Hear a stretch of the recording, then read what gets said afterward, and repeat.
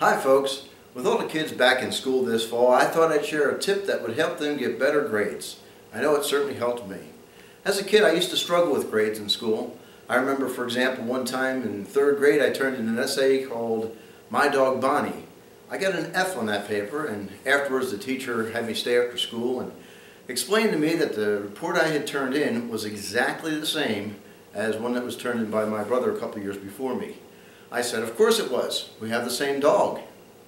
I also remember there was a time, and some of you probably remember this too, where instead of getting grades of A through E, you got grades like excellent, good, satisfactory, needs improvement, or poor, right? And I remember one year I came home with all S's on my report card for satisfactory, and my parents gave me a hard time because I didn't get better grades. I really didn't understand it because I figured my teachers were all satisfied with my grades.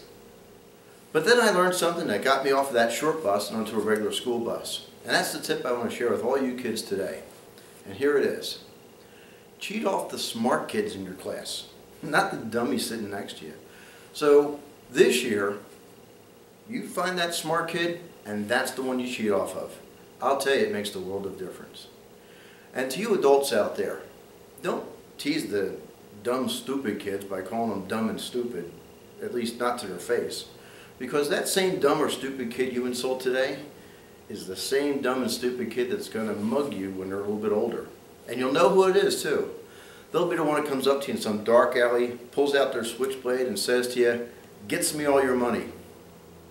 Anyway, that's my tip for today, so have a great and successful school year.